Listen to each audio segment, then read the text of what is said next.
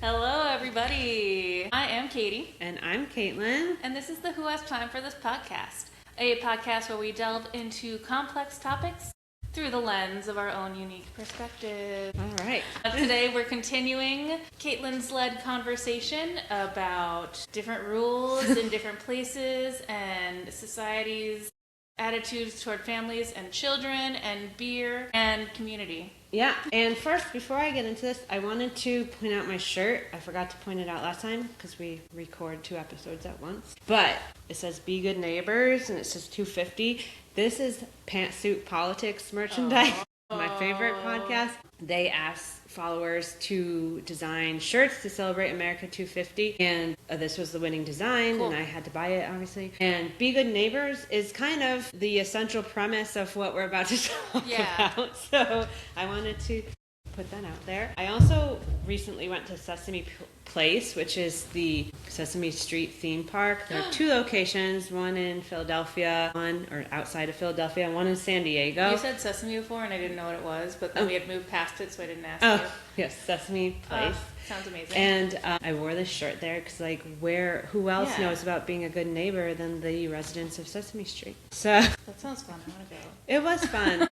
My youngest child was terrified of everything, hated it, but my older child loved it. And she was much more of a daredevil about rides than I envisioned, and different from me because I was also like my youngest, afraid of everything when I was little. And so, I don't know, it was fun. But anyway, just a quick recap to what we discussed last time and kind of how it sparked this new idea that we're going to talk about, which is that we talked about child/family friendly breweries and all the feelings those bring up, much of which tend to be anti-children and anti-family, and just generally a conversation about we all need to follow rules so that everybody can have a nice time. I mean, not all rules of all society. We know that there have been in our whole history of the world bad rules that needed overturning. That's not what we're talking about. We're talking about the rules of an individual space and establishment. A small business. Yeah. And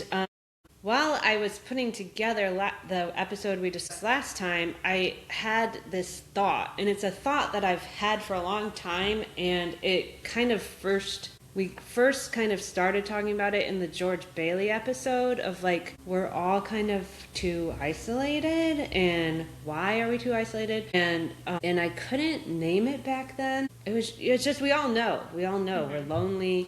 But finally I figured out what I think is the problem, and I thought at first it's main character syndrome, but then as I was looking into main character syndrome, I was because you're just imagining being the main character for all the NPCs around yes, you. Exactly. All that. But I was no, main character syndrome doesn't quite explain all this. And what I came to is this is hyper individualism. And I'll explain why. Mm-hmm. And there are many ways we can talk about hyper-individualism, and I'm going to touch on all of them. They might not all seem related, but they are, I think. I probably won't do the best job of threading the needle, but that's okay, because this is just an entry point into the conversation. We can all go, think about it on our own. I also think, just talking about loneliness and isolation could be a whole episode. Yeah.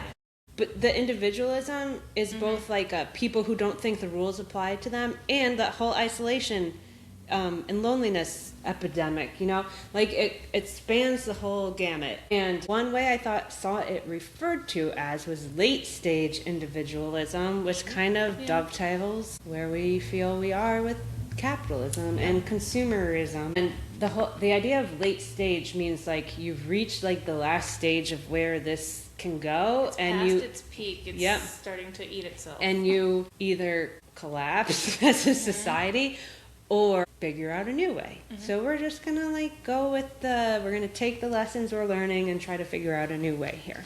So here's the thing: in America, we really prize being an individual. We're really built on the rights of the individual, which is great.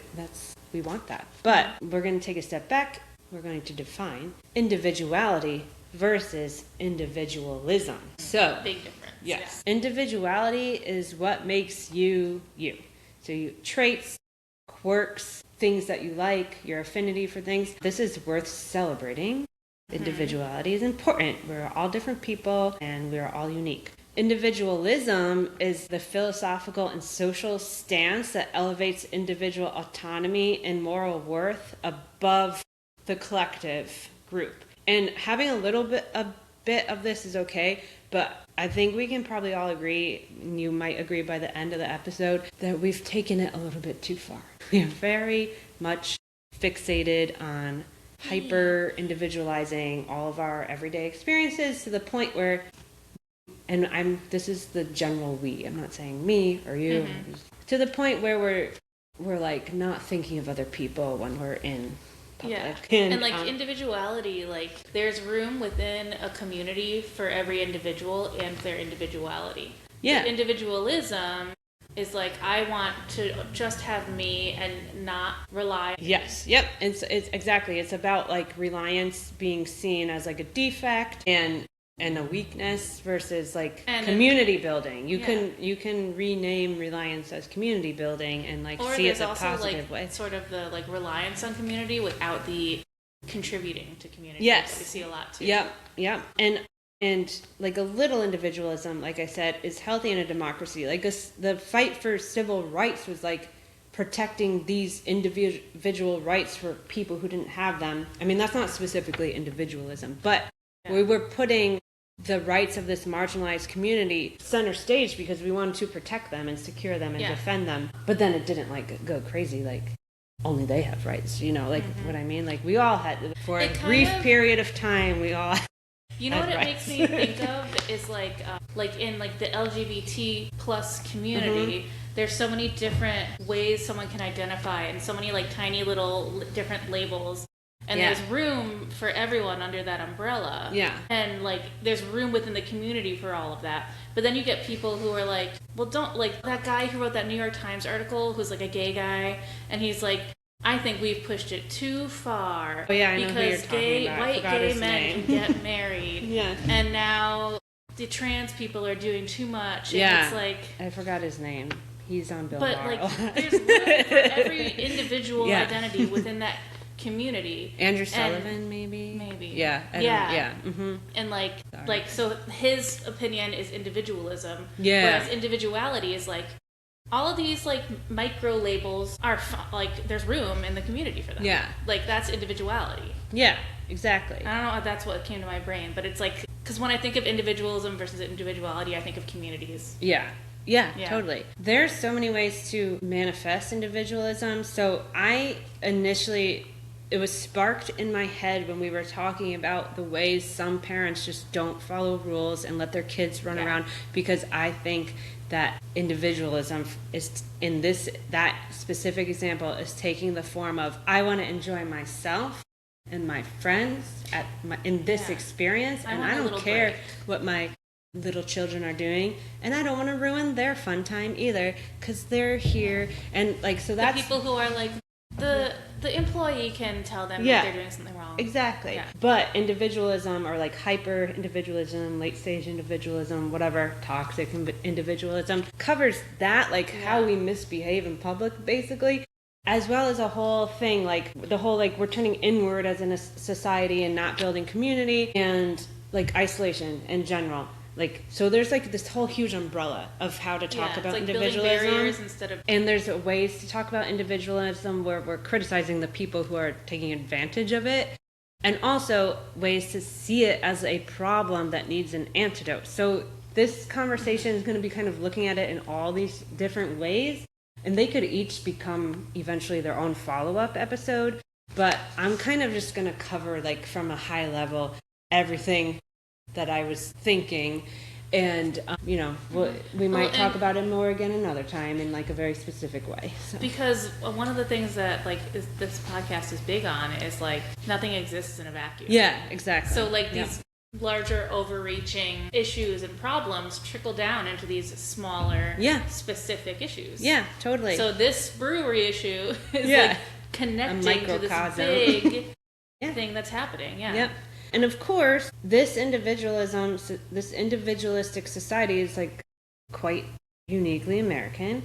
And it's been supercharged as of late by rampant consumerism that is like tailored to like preferences and, you know, where we are with capitalism, with just being everything. Everybody is a profit. Everybody is a source of profit. They need to have so many different types of pants that they make them so cheaply that I can't find pants that last me more than a year. Yeah, exactly.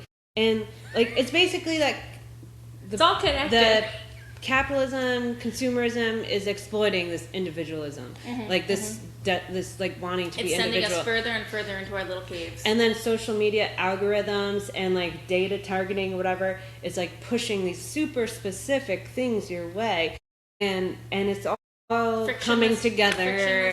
Frictionless life. So that when you go out and you see a child, you're like, wait, this is friction. Exactly.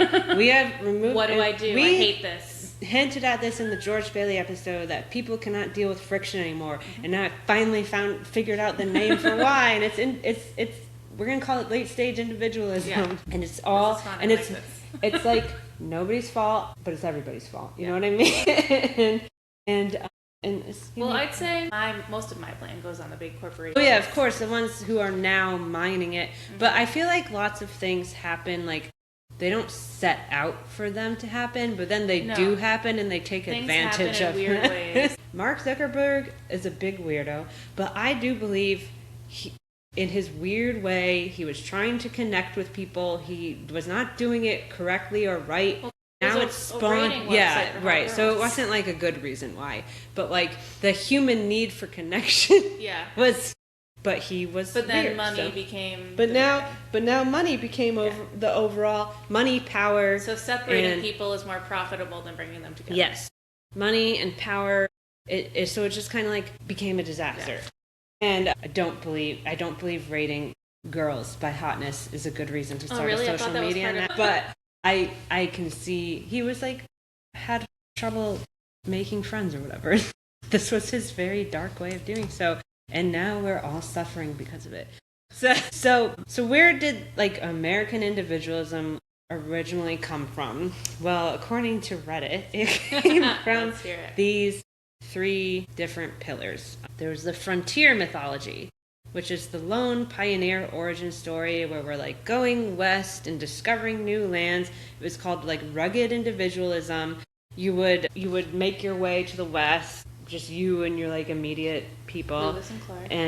and make your way. You didn't have there was John really Wayne. no government. I mean, we had government, but they weren't like helping you do things. You were like taking it on to explore, to better America, but you had to do it like this rugged individualism, like make your own way yourself to the west. So and that was like a big hero. John Wayne and captured this in media. Later on, and we all were like, oh wow, we can all make our own way in America, you know? And as long as we kill all the Native Americans in our way. Exactly. And like do it ourselves, and we don't need the government's help, blah blah blah.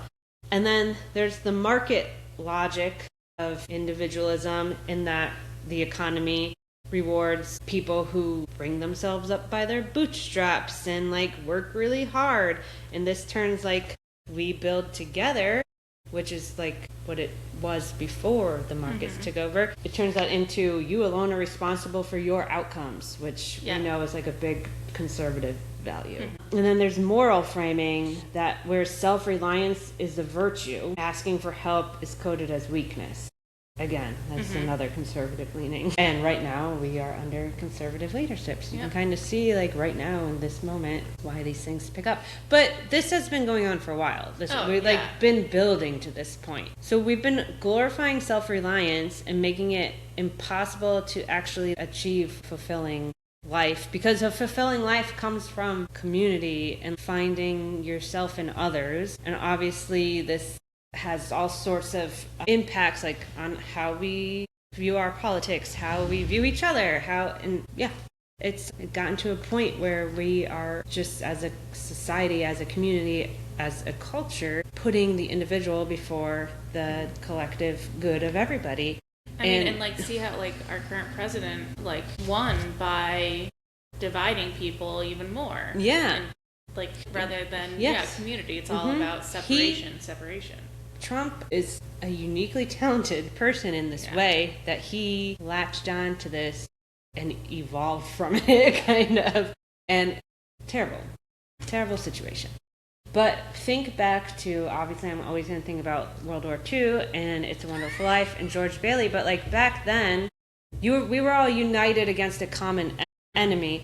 And at the same time, we had a government that was like pushing public efforts to get everybody working together to make money, like to get us out of the depression, for the war effort, to build a better economy. So you had these like two things working together to promote community. And obviously even before... And then when the war ended, that was all dismantled. Yeah. Yep. And then even before that, before the Industrial Revolution and before cars where we could like drive and move away from our families and whatever, people just lived in intergenerational houses, neighborhoods. Yeah. We've been hunter-gatherer society forever until, honestly, the last 250, 300 years. Like, this is all very new and we're all just figuring it out. I just want to say really quickly, when I was just dabbling in research for the gender episode, just when you talked about World War II and people coming together, it reminded me women's sport was so encouraged. Yeah, because they were taking place of the men who went overseas. And then when the war ended, they made it illegal. They dismantled all the women's teams. Yeah. And they made it illegal for them to remember A League of Their Own? Yeah. My favorite Halloween costume. Yeah. Anyway, I know it's not on topic, but it's kind of related. It's related. Bringing people together and then be like, no, actually, you're not allowed. We've always been go back in your place. Yeah. We've always been a communal. Humans are social. We've always been a communal nature. Technology has made it so that we can test the waters of other ways of life, but we've now gone too far in that direction. And can you imagine if we had the internet without all these mega corporations and people could just be connected? It's a decentralized internet. Yeah. Grandparents can see their grandkids across the world. Kids who are in crisis can find chat rooms and people who can help them. Without Google and Meta and X and ruining it. And as progressives, or even just on the left in general, wherever you fall, center left to leftist, we all kind of look to the Nordic countries of Europe as this framework for how we can better redistribute wealth, as a common denominator. Yeah. Obviously, it's different extremes for each faction you're in. But we can all agree it's better than. Yeah, exactly. And we look to that and want to replicate it how we can. So my point being that in those countries, it's much easier to be a community. There's walkable. It's not tons of cities the way we are. I mean, there's cities obviously, but it's just there's a more walkable communal feel. All the people who came to the U.S. for the World Cup and they're like, I'm going to show you I can walk this, and then they're like, oh my God, you can't walk it. Yeah, exactly. Yeah. And it's just easier to be. It's just the norm to be community. But where community falls short is where the government steps up with the social programs, social safety net, right? So here we have hyper individualism, down to us driving in individual cars, down to us driving transport. And the government is not offering to offset the cost of that individualism by offering social safety nets, because caregiving was much different. Back in the day, when you lived in the 3-family house and you got your great-grandma up here and your mom here, and if you worked outside, I mean, I don't really think so many women worked outside the home back then, but there was always someone to watch your kids. You didn't need daycare back then. So, it was a village. Yeah. So now we just don't live that way anymore, and part of it is we swung too far in that direction because we had technology that made it possible, and we're always exploring our boundaries, and, right? We were the suburban sprawl was encouraged rather than these walkable cities. Sprawl was encouraged, and to have your own space. Yeah, and again, do I think all of that was done with a nefarious, malicious intent? No, I think it was just let's test. I mean, maybe for some people, I don't know, but let's test the boundaries of our freedom, and then it actually becomes a bad thing over time, and we're like, crap, I don't know any of my neighbors, my mom lives 500 miles away, I can't afford childcare. Well, and I think that's also kind of a my mom lives 100,000 miles away, my friends all live in different towns, because like that's sort of a more, I think, modern problem. Yeah. Because the houses in the towns that we grew up in are too expensive. Too expensive. Yeah. So you have to move like 45 minutes away Yeah. from your family, your friends, just to afford Yeah. to live.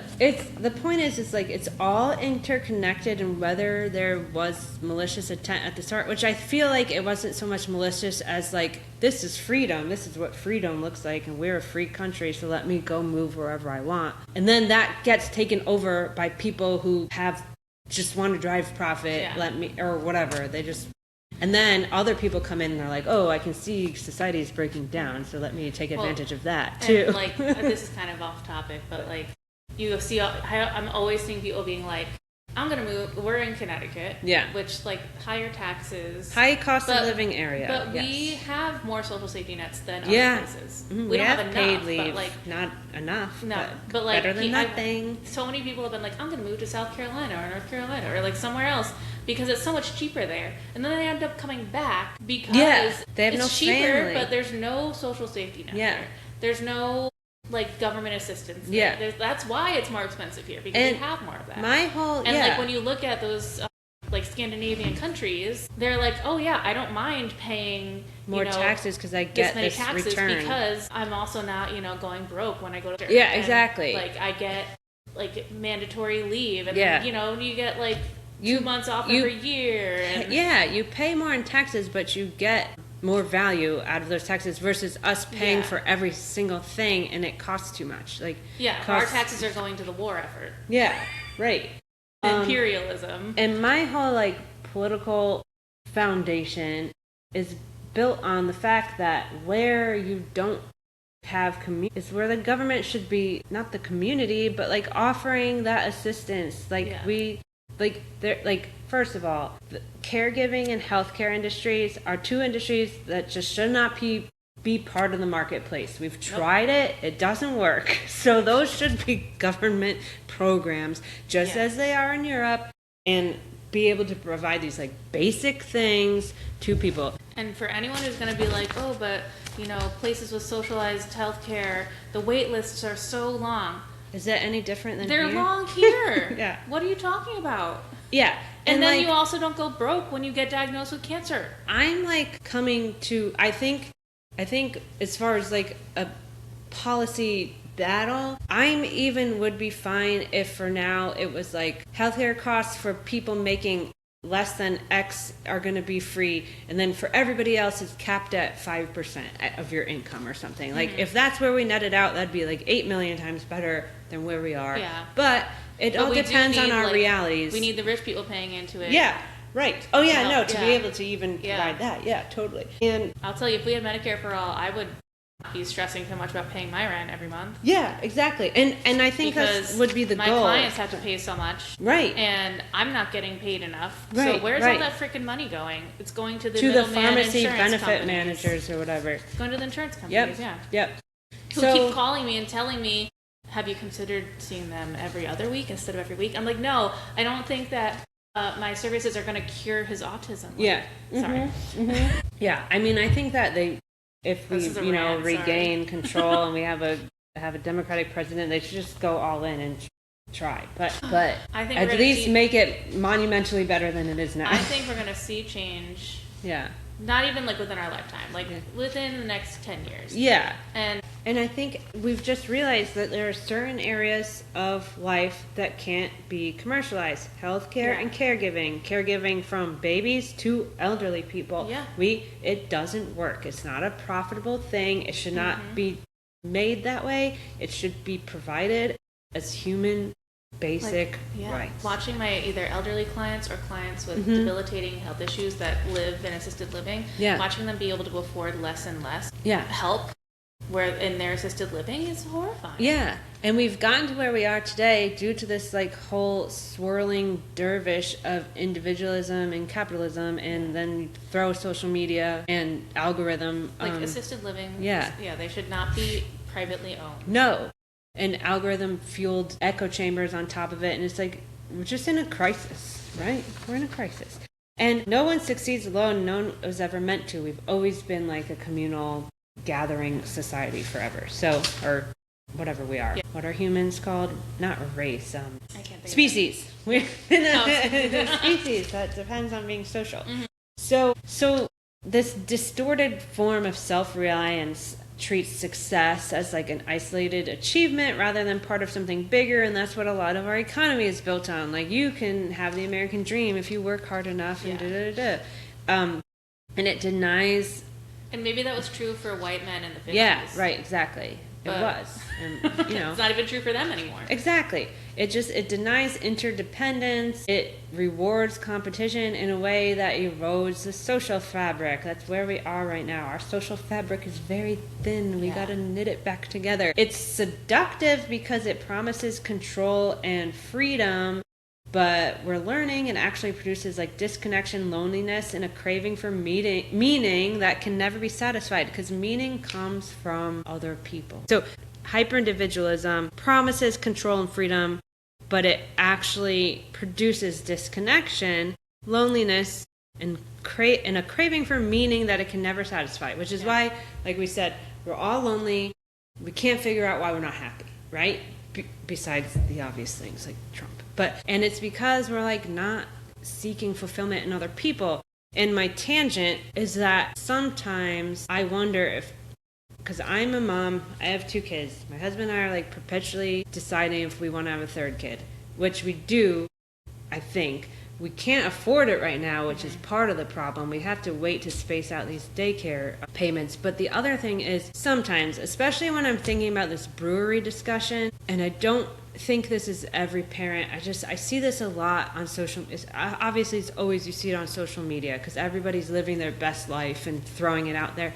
But sometimes I'll be in like see a Facebook group for moms.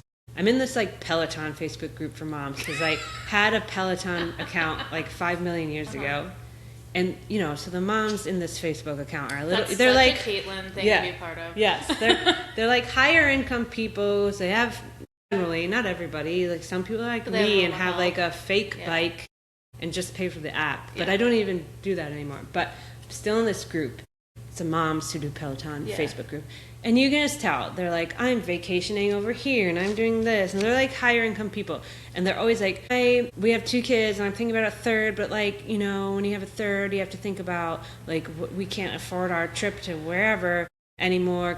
I get that. But also I've been thinking about that, like, or we need a bigger house because we're going to have another kid. And it's like, okay, these are totally valid things and I get it.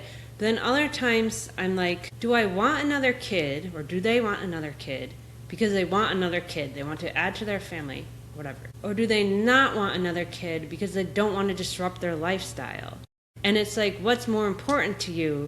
Your current lifestyle, that can easily change once these children are older, back to what you want it to be. Or the kid. Like, do you want a kid, another member of your family, or do you want a trip to Europe that's less expensive? Like, you know what I mean? I don't mean like I think people. that's a valid thing. Like, what's more important to you? Yeah, if right, it's more exactly. important to you to have to maintain the lifestyle that you enjoy right now, then don't have another kid. But if it's more, But I guess, but the missing piece to that is, are you going to be happy that you decided not to have another kid so you can maintain your lifestyle? Or are you going to be sad that you didn't have another kid and don't have meaning from this other kid because you wanted to maintain your lifestyle?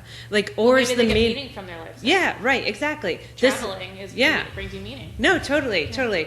I'm struggling with it because, like, I'm not a bougie person. Traveling to Europe regularly isn't in my wheelhouse anyway. Like, traveling, I wish we lived in a world where traveling wasn't a big deal. Yeah, that's true. That's really another point. It helps you learn about other cultures, and it expands like your life, and it helps you be more open to differences. And like, it stinks that that's true. Travel is like super expensive. And it's like, I don't know, like when you don't have enough vacation time. Like when you see someone on a dating app and if he's like, I love travel, I'm like, oh, that means you're rich. Yeah, right. Like, it should just, like, we would all love to travel, I think, most of us. And I think the reason I'm saying it the way I'm saying it is and I never even thought to think through it this way or to question what these ladies are saying on Facebook, is because I was listening to a Pantsuit Politics episode, and they were talking about this. And it was like a really, they got a lot of feedback Like it was a fiery response. But one of the hosts, Sarah, was saying what I was saying, which I never thought about until she said it. But then I was like, that's interesting. I never thought about it that way. And how do I feel? But she was basically like, do you want your lifestyle or do you want another kid? And I was like, I don't know. Yeah. And was she saying it in a way that, like, obviously she was saying it in important? a, like, because she's like, I love having 3 kids. I also think, but like, her co-host was like, that's like rude.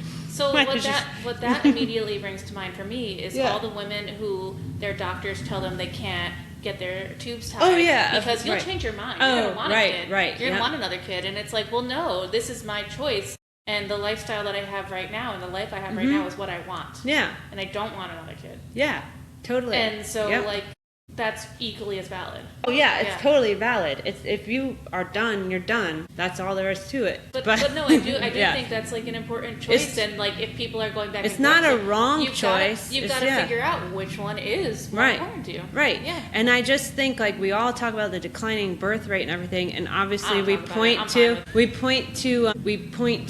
the lack of support in the U.S., which is the primary factor. But then a lot of analyses that I see about it are like, well, in Europe, where they do have a ton of support, it's still going down in Europe too. Yeah. So it's like this this doesn't totally explain it. And I think part of what explains it is this, like, you build up your lifestyle, and like maybe it's not worth it to have another kid. You know what I mean? Yeah. Both financially and lifestyle wise, and that's fine. I think there's a lot of pressure to have more kids, especially these days. Yeah, and it's like maybe you only want 1 or 2. Yeah, and that's what works totally for you, life and your family's life.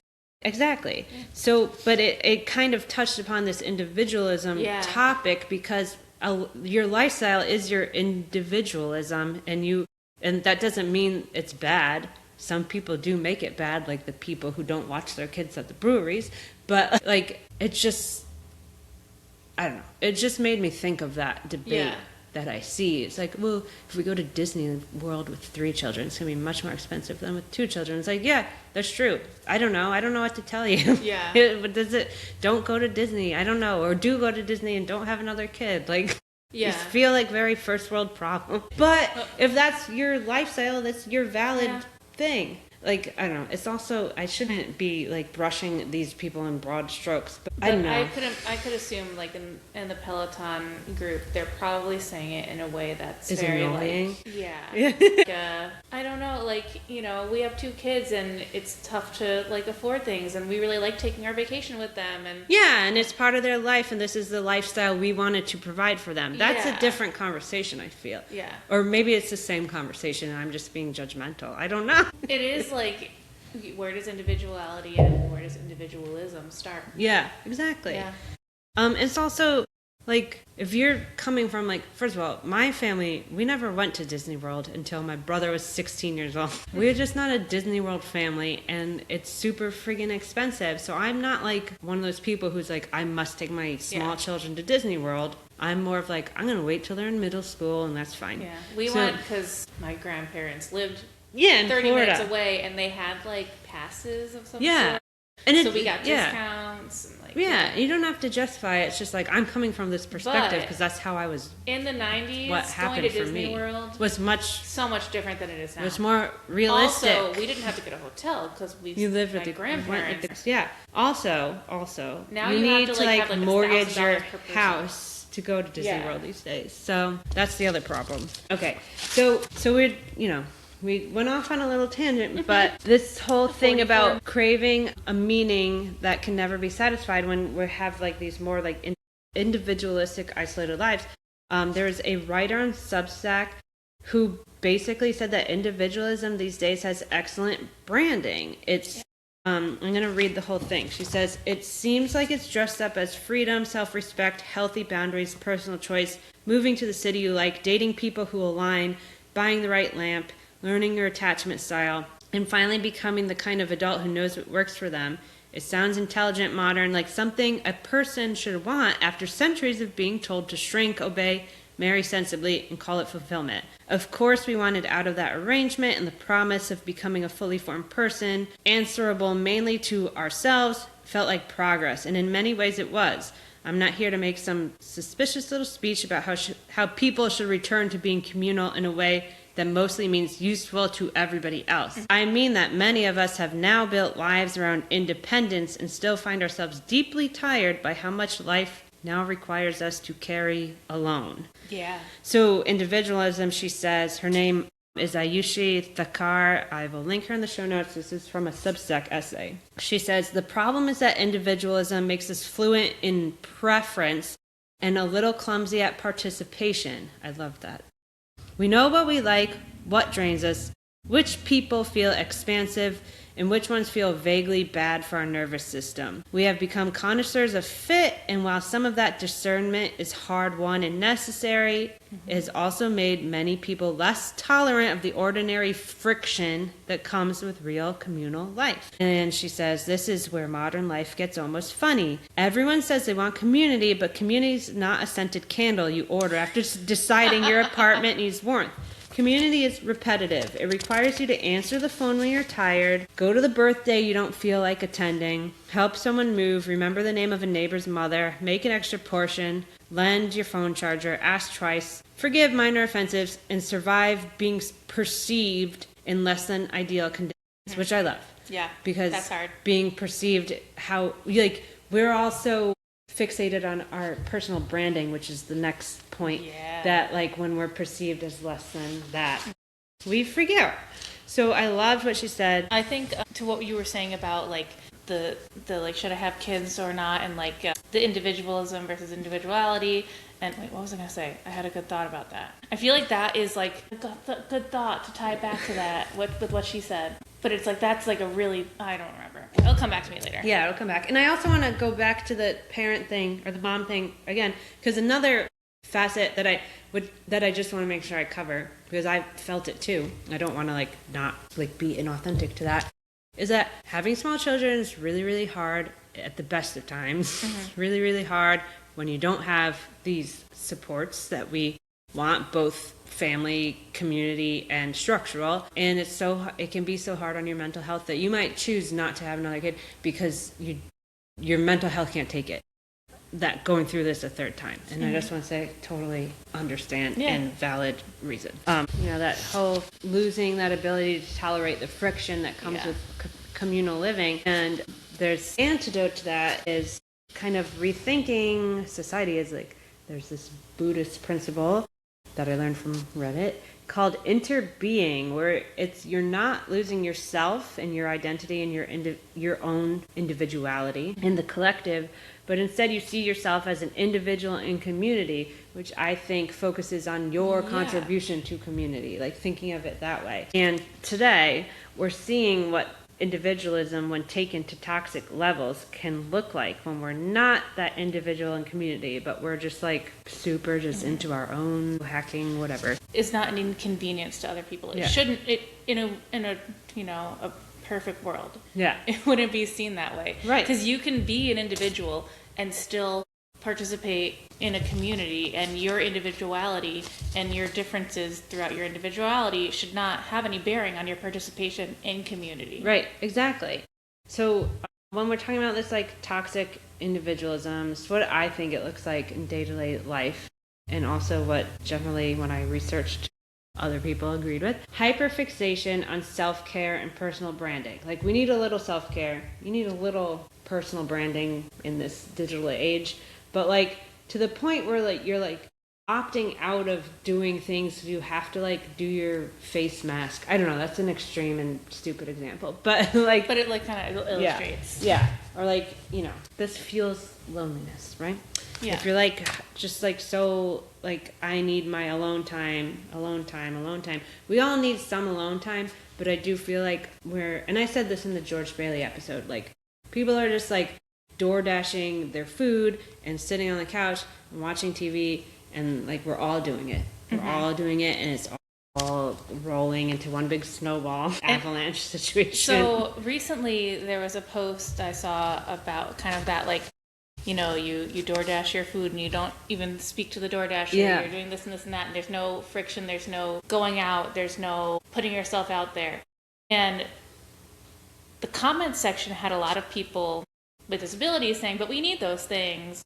Like, this is ableist, and it's like, I saw this too. two things can be true. Right. These things should exist for people with disabilities. Yeah. And I understand that, like, making something like normalized so that everybody uses it makes it less like othered when disabled people use it. I get that. Yeah. But you also have to acknowledge, like, you still need to have friction in your life. Yeah. And with a disability, I know you have a lot of friction in your life already, and I get that.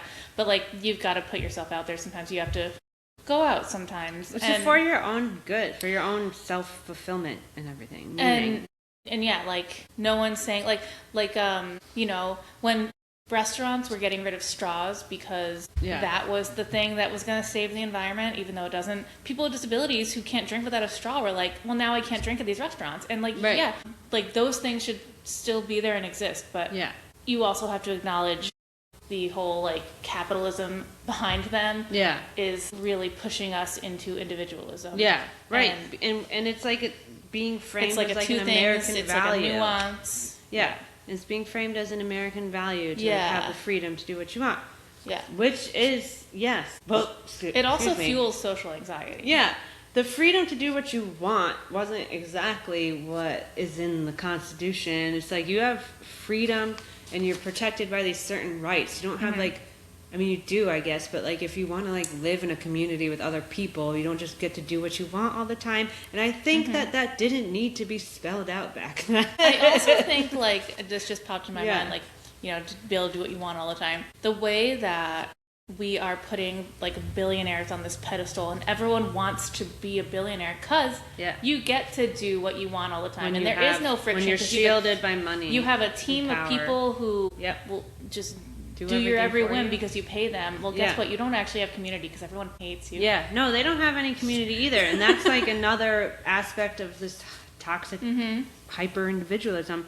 So then commodified identity is another thing. So like we see this with social media, like influencers, like especially like the self-care, skincare type of stuff. Like you're buying belonging, like buying products because this influencer told you to. You're buying belonging instead of building it. Yeah. Like, I'm part of this community, which is also, on the flip side, so there's so much good that comes from that, from using the internet as a way to build community. Yeah. Like with all the podcasts we love to listen to, we are belonging to those communities, but we're not like buying into it. Like, you're not paying to be part of it. Like you might be paying if you're supporting them, like on Substack, but it's not like in a consumerism way. It's in a we need to support them because this is their job. It's not like when you join like one of those big churches that you have to pay a certain amount of your income or like to. an MLM. Yeah, exactly. And then you can speak to this. Or better. like I have 700 Stanley Cups. Yeah. I'm in the Stanley Cup community. I'm a cool Stanley because Cup I person. spend all this money on it. Like, exactly. No, that doesn't matter.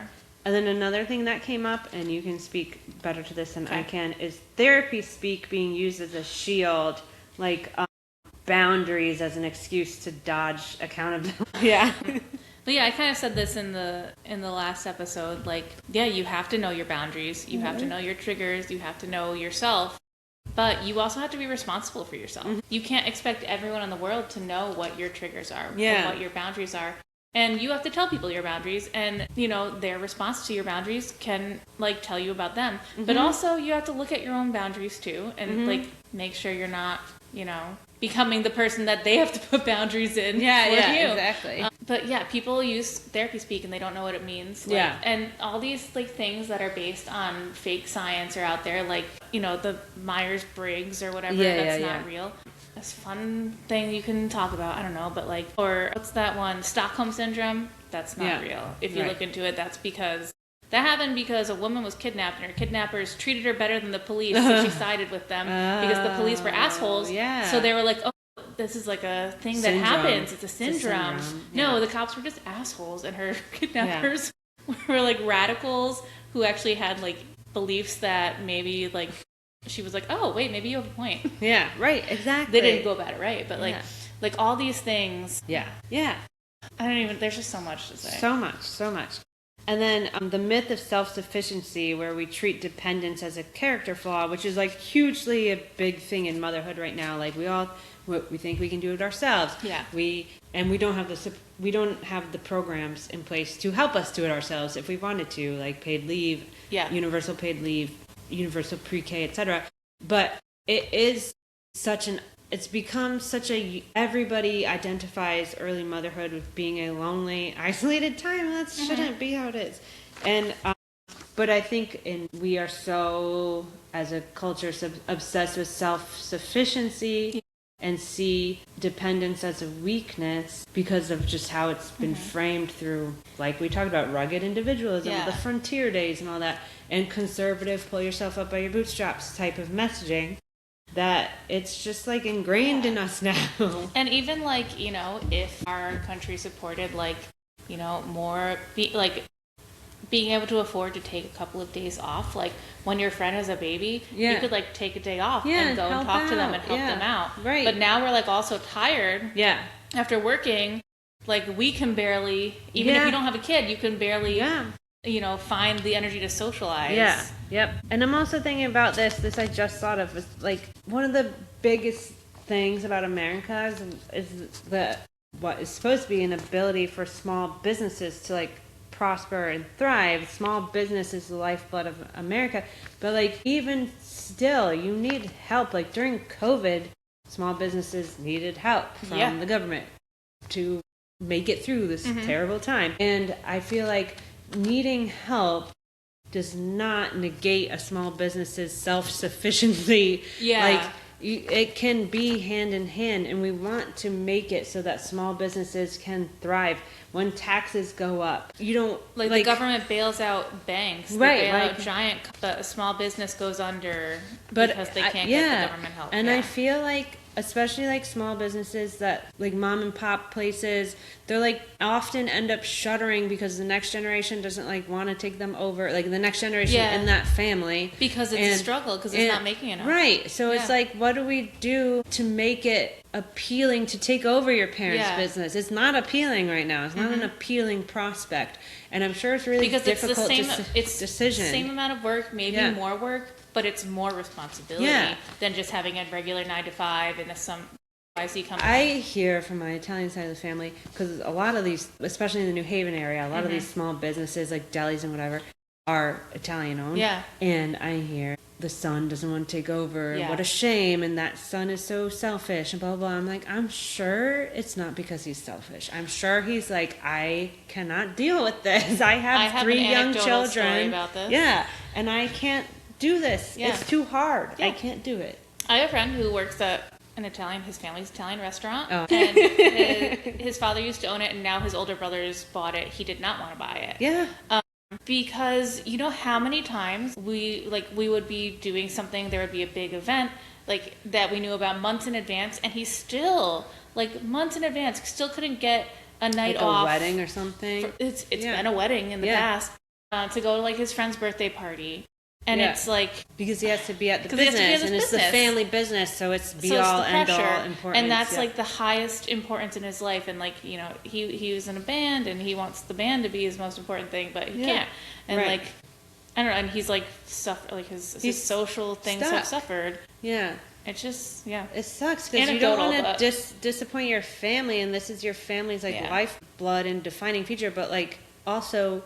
This is like an extreme example, but where does individuality win out over? But this isn't even like community. This is like your family business. Like But like if it's your like dad's lifeblood, he's probably going to be like, I don't care about your band. But it's like an example of because of the way capitalism is. Yeah, people are putting the individualism first because life is already so hard. We already have no energy, so why should we put out more energy to help build community? Yeah, right, exactly. It's all like it's all big circle. It's designed to be that way.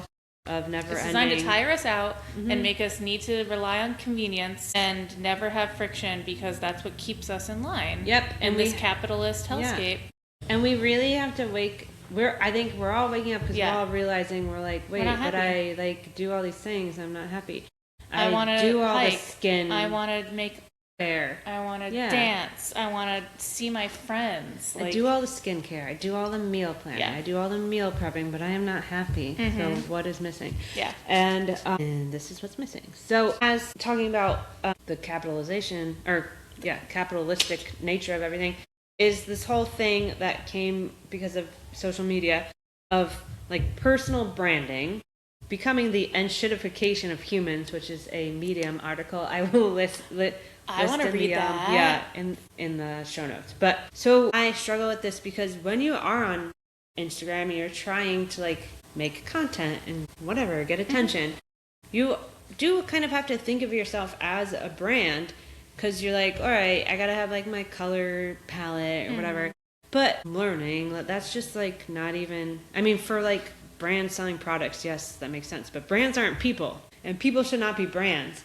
And I actually saw some influencers that I like talking about, well, there's like, again, more motherhood / political influencers, like the cross between those. Yeah. And they were basically saying like other moms who might work from home, like you can be a platform on Instagram of your own accord. You have to like and make change, whatever that way. But they were talking about you need to like be a brand and are you good at social media, like put that out there, like so that campaigns know and they can hire you. I don't know.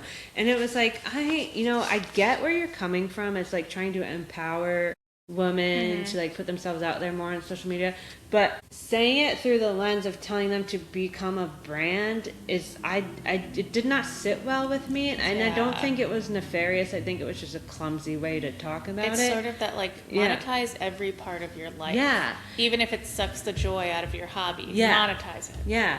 And I was just like, no, I'm just like, I'm thankful I have a job and I'm not like trying to rely on my Instagram account to make money or whatever. But I see the pitfalls of backing yourself into being a certain brand on social media and then like things happen and you need to like pivot because, for example, if like, I don't know, some sort of progressive Instagram account was like all in on Graham Plattner, now they have to be like, oh, whoops.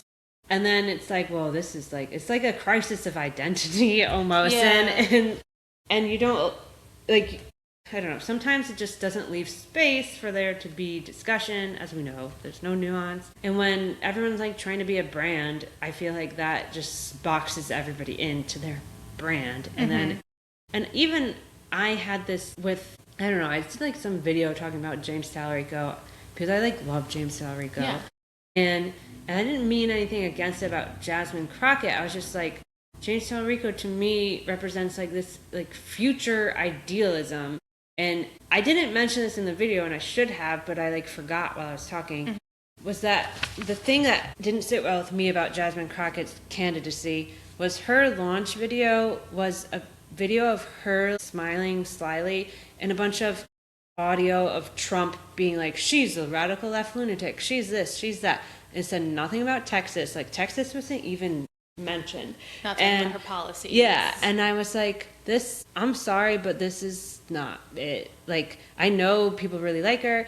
I know she does really great work as a legislator, and I know she's more than what this video portrays. Yeah. But, like, then I look at James Talarico, and I'm like, this guy's like, the future, not even mentioning Trump. We're not even going to talk about him. Or for something rather than against exactly. something. Yeah. And I said that, but I said it clumsily, and somebody commented that I need to reflect on my racism and whatever. That's what happened to Matt Rogers. Yes. That's culturista. And I was like, you know what, maybe in a way, maybe I did, I don't know. I didn't think of it like that. I thought of it as the voting for something versus voting against something, and I really didn't like that launch video because I didn't think it was effective. But then I was like, and I said, like, I'm glad you brought this up. It's a good thing to bring up because I am a white woman commenting on a race in a state that I don't even live in.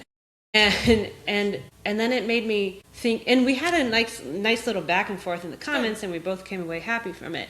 And I just said, I told her, I was like, well, that's, thank you for pointing that out. But what I meant was, and if I had mentioned the video, it would have made my argument more compelling. Oh, so you didn't say the video? No, because I thought of it later. And, it was in the back of my mind. You always have to be perfect. Yeah. But then I questioned myself, and it was a good reason to question myself. Did I actually have anything to say about this that mattered? Or was I jumping on a conversation that was happening in the moment to get attention? And I kind of was. Okay. And I thought, like, who cares what I have to say about this? I live in Connecticut. But I don't know. Then and because it wasn't perfect, and it didn't need to be, but because it wasn't perfect, then it's like it's not on brand, and maybe I should have just shut up. And then ever since then, I've just been careful about what I say. Not careful in a branding perspective, but careful to only add value where I can actually add value versus jumping on the bandwagon of a conversation that's already happening. Now, to bring this full circle, when you're trying to be a brand, you're always trying to capitalize on a conversation that's always happening and add your branding to it. You know what I mean? Yeah. And that what that looks like is on Instagram. I'm sure TikTok, I'm just only most familiar with Instagram, is that everyone's doing the same trend, but it's different B-roll or whatever. Or you're using the same B-roll, but you're tweaking whatever the messaging is. And we're all just doing the same thing, the same content over and over again, and putting our own brand on it. And it's just so stupid. Yeah. It's not real. Nothing is real. And when you're just obsessed with, it's not even your fault that you're obsessed with. You think you have to do this to be a person. You know what I mean? In today's digital society. And it's just like making everything fake. And that's why we're so obsessed with these politicians who come out and are like, I'm against the grain and I'm doing this and like breaking through, because we're all doing the same stuff. We're tired of it all the time. Yeah. It's not authentic. And anyone who seems like they're pushing against that in any way is like, oh my God, this is an actual human being rising up out of the ashes of society. And and I think like being able to put yourself out there where you're like, I don't know all the answers. I'm just going to have the conversations. I can't even point to someone who's doing, I think actually Emily in your phone is good at this. Like she does have a brand, but she's just like, the thing about her branding is she just has the same principles she sticks to. And that's her brand. Her brand is led by her principles. She believes these XYZ things about civic life. She wrote a book about it, and that's what her whole thing is about. And that's what why people are so drawn to her, because she's not leading by chasing an algorithm trend. She's just, this is what I believe, and people flock to it. I think that's why Bernie Sanders has just been forever such a force, because he's been saying the same thing since he came on the scene. Well, and let's talk about, I think we said before we recorded, like, you know, that whole, like, if you said you thought James Talrico was a better candidate than Jasmine Crockett for XYZ reasons, when Bernie was in the primary, and you said you liked him, and it's like, well, Hillary Clinton has the most experience of any woman, of any person, and you're not going to vote for a woman? And it's like, well, I like Bernie's policies better than Hillary's. Sorry. Bernie just like appears so authentic, and he is so authentic because he's been saying, he doesn't change. It's not even that he doesn't change to his detriment. It's like, it's not to his detriment. It's to his because he's been power because he's been. And I'm sure he's changed like a little bit. Right. But he just keeps hammering home these things. Medicare for all is the biggest one. And he doesn't, this is authentic to him. It's what he truly believes. He doesn't change. And that's why people respect him. He's not wishy-washy. There's a delicate balance. But also he'll vote for Obamacare because he knows it's the next best thing at the time. He's not an idiot. He's going to do what he can to get closer and closer. And I guess my whole point about like specifically trying to be a brand versus like organically growing into your own brand because you're just being yourself. Well, those are two different things. Like you brought up your favorite podcaster. My favorite podcaster, Matt Bernstein, he started his podcast to talk about like nails, the James Charles controversy. And now he's and like nail art, he's had like Abdullah Al Sayed on his podcast. He like grew a certain but way. He's still like his most recent episode, but he's still staying true to his roots and what is interesting to him, and like bringing it back to larger conversations. It's kind of like what we do here sometimes, like. His most recent episode is about like techno-fascists and like the celebrity urge to take whatever brand deal you can because you need more money for some reason. Like Timothy Chalamet needed the money to Oh, take yeah. that stupid. He's in the Calci Yeah, thing, right? or like Kylie Jenner with the Meta glasses. And Yeah. like bringing that back to where we are in this world politically and with capitalism and all of that, and like Yeah. it's still very much him, but that's just because it's not a brand. It happens to be a brand, but it's because that's what interests him to talk about, and he thinks it's important, and it is important. Right, exactly. Right. And he just stays true to what he thinks, and so people appreciate that. It's like the brand kind of comes second to you being authentic. Yeah, whereas in this day and age, people are like trying to figure out a brand and then like putting a square peg in a round hole, or like backfilling it or whatever. Like, don't think about your brand first. Think about what's meaningful. What you want to say first. Think about that's like art people. Yeah, I feel like we've kind of built a brand. That's my if you don't know, that's my business. Where art therapy and other creative art services, so all about kind of being inclusive and integrated. But like we have a logo and stuff. But like our brand is just like, this is what we want. It came out and of what you decided. This is what's important to us to bring to the community. Exactly. And that's why like we're all thirsting for like authenticity, because of the way we all present ourselves. Not all, like just generally present ourselves online, and like our curated lifestyles and our perfect pictures of our kids and whatever.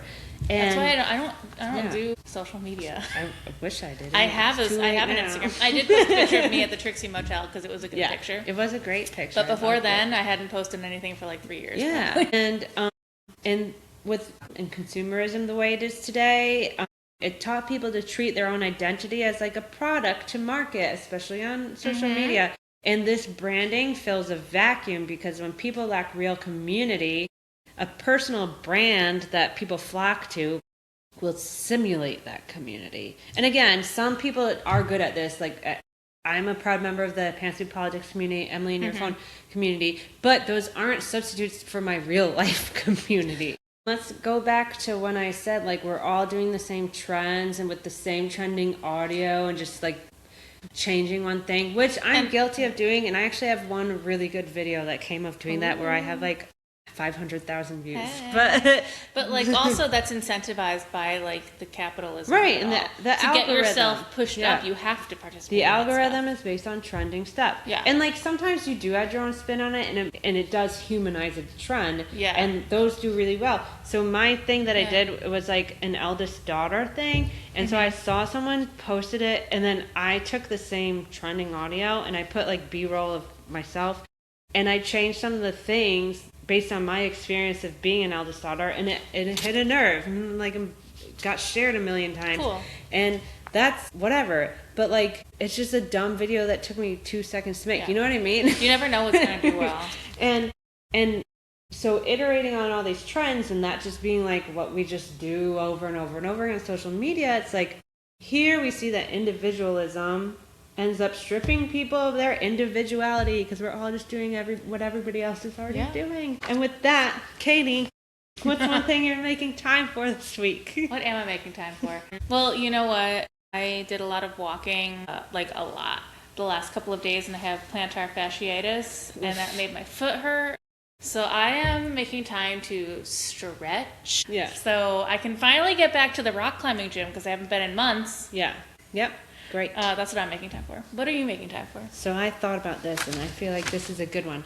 I read a Substack article, post, whatever. It was about carrying around a pocket notebook. And it was like, you could use your pocket notebook to write down a quote from a book that you're reading, or record something you overheard in another conversation, and blah, blah, blah. So I happen to have a small notebook, and I put it in my pocketbook to carry around with me, and I've started using it. So I'm just generally trying to think of that when I'm out and about, instead of looking at my phone when I'm bored for 1 second. I'm taking out my pocket notebook and writing down some observations. I like that. That's doing something active rather than passive.